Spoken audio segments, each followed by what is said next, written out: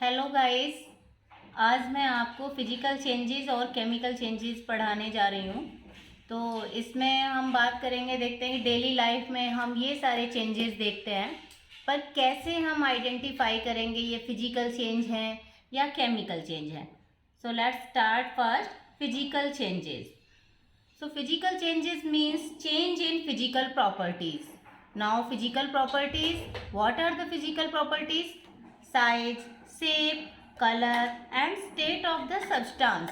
अगर आप इनकी किसी भी साइज में चेंज देखते हो, कलर में, या फिर एक फॉर्म से दूसरी फॉर्म में वो चेंज हो रहा है, स्टेट चेंज हो रही है, तो वो फिजिकल चेंज है। जैसे इसका एग्जाम्पल आप देख सकते हो, वाटर टू आइस और इनवर्स आइस टू वाटर। तो ये एग्जाम्पल फिजिकल चेंज का हो गया, क्योंकि उसकी स्टेट चेंज हुई है। दूसरा, अगर आप साइज का चेंज देखना चाहते हो तो पेपर, अगर पेपर के पीसेस कर दिए जाए तो वहाँ पे साइज चेंज हुआ है। तो इस तरह से ये फिजिकल प्रॉपर्टी चेंज हुई है, तो फिजिकल चेंजेस। अब बात करते हैं कि इसमें न्यू सब्सटेंस फॉर्म होता है कि नहीं। तो नहीं, no new substance is formed in physical changes. तो अब इसमें हम देखेंगे नेक्स्ट कि रिवर्सिबल है या इरिवर्सिबल। तो दोनों फिजिकल चेंजेस दोनों तरह से होता है। कुछ एग्जाम्पल उसके रिवर्सिबल होते हैं और कुछ इरिवर्सिबल भी होते हैं। इरिवर्सिबल मीन्स जो वापस अपनी ओरिजिनल स्टेट में नहीं आ सकते हैं, ओरिजिनल जो उनकी फॉर्म होती है वो उसमें नहीं आ सकते हैं, तो वो इरिवर्सिबल चेंज। और रिवर्सिबल जो वापस पहले जैसे हो जाते हैं। तो उसका एग्जाम्पल मैं आपको रिवर्सिबल का दे रही हूँ कि अगर आपने बैलून को देखा होगा, तो बैलून में अगर हवा डालेंगे और फिर वापस देखेंगे तो फिर से वो पहले वाली फॉर्म में आ गया। और इरिवर्सिबल का एग्जाम्पल हो गया पेपर टीयर किया। ये मैं आपको दिखाती हूँ। पेपर को अगर टीयर किया, इसके पीसेस हैं, तो ये वापस से अब हम इन्हें सेम इसके फॉर्म में नहीं ला सकते हैं, तो ये इरिवर्सिबल है। तो इस तरह से आपको अभी डिफरेंस पता चला होगा रिवर्सिबल और इरिवर्सिबल। तो इसका एग्जाम्पल और भी है रिवर्सिबल का, आप दे सकते हो मेल्टिंग ऑफ वैक्स। कैंडल जब हम बर्न करते हैं तो उसकी वैक्स मेल्ट होती है, और मेल्ट होने के बाद आप उसे देख सकते हो वापस से थोड़े टाइम के बाद ठंडा होकर वो फिर से एक वैक्स फॉर्म में मिल जाती है हमें, तो वो रिवर्सिबल चेंज हो गया। तो इस तरह से फिजिकल चेंजेस की डेफिनेशन क्या हुई? If there a change in physical properties of a substance then it is called physical change. Example you can give anyone like melting of wax or pieces of paper. Now chemical change. So chemical change means change in properties. अगर किसी भी substance की properties chemically change हो रही हैं, it means उसमें कोई reaction हो रही है। एक रिएक्शन हो रही है तो एक नया सब्सटेंस भी मिल रहा है, और वो नए सब्सटेंस की फॉर्मेशन ही केमिकल चेंज होता है। तो first thing, chemical change and a reaction takes place, and then always new substance is formed. After that chemical changes are irreversible. अब irreversible क्यों है?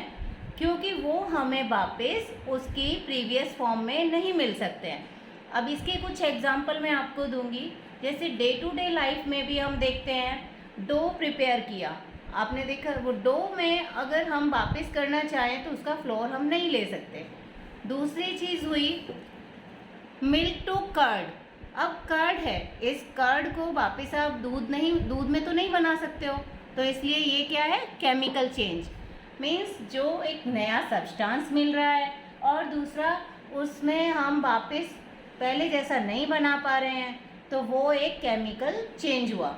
अब इसकी डेफिनेशन आप लिखोगे, a chemical change means change in chemical properties in which we get new substance and it is irreversible.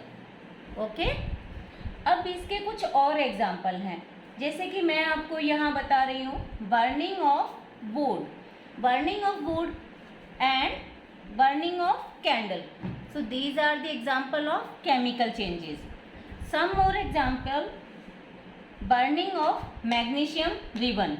अब आपने देखा कि मैग्नीशियम रिबन बर्न कर रहे हैं, तो वो हमें उसका जो बर्न होने के बाद क्या मिलेगा, ऐश। ऐश जो है वो एक न्यू सब्सटेंस हो गया।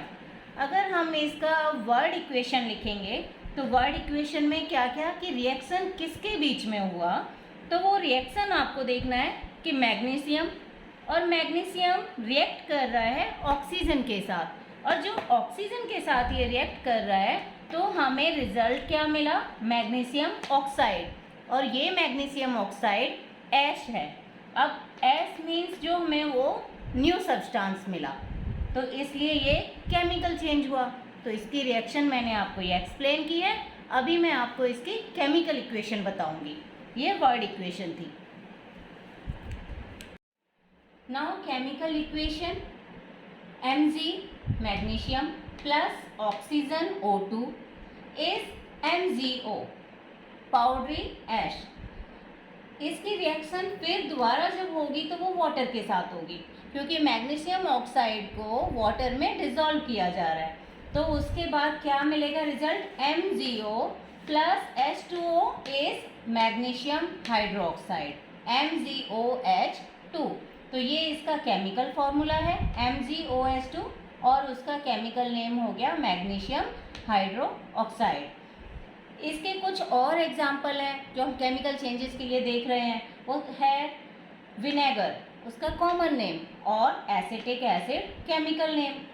एसिटिक एसिड का रिएक्शन अगर सोडियम हाइड्रोजन कार्बोनेट के साथ हो रहा है, जो कि बेकिंग सोडा, जो कि कॉमन नेम है बेकिंग सोडा, और उसके साथ रिएक्शन हो रहा है तो क्या रिजल्ट मिलेगा, तो आप देखोगे कि उसका रिजल्ट है sodium acetate, formation of sodium acetate and carbon dioxide and water. So these are the other product. In this, sodium acetate is the result of this reaction of vinegar and sodium hydrogen carbonate, and then carbon dioxide. So there are some bubbles when we pass this through the lime water. अगर carbon dioxide gas को आप lime water से पास कर रहे हो तो उसमें आपको कुछ बबल्स दिखाई देंगे और एक साउंड भी आएगी, हिसिंग साउंड। तो कैल्शियम कार्बोनेट उसका रिजल्ट होगा और वाटर उसका दूसरा प्रोडक्ट हो गया। तो कैल्शियम कार्बोनेट बना। इसका जो हम कहेंगे कि अगेन रिएक्शन होने के बाद रिजल्ट मिल रहा है वो है कैल्शियम कार्बोनेट।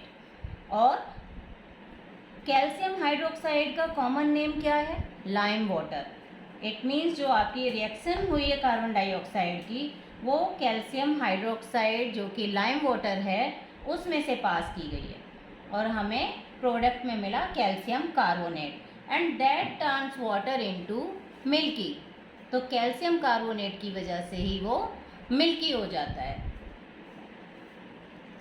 तो आज के लिए इतना काफ़ी है, और मैं इसके जो रिमेनिंग टॉपिक्स हैं वो नेक्स्ट पार्ट में डिस्कस करूँगी। बाय।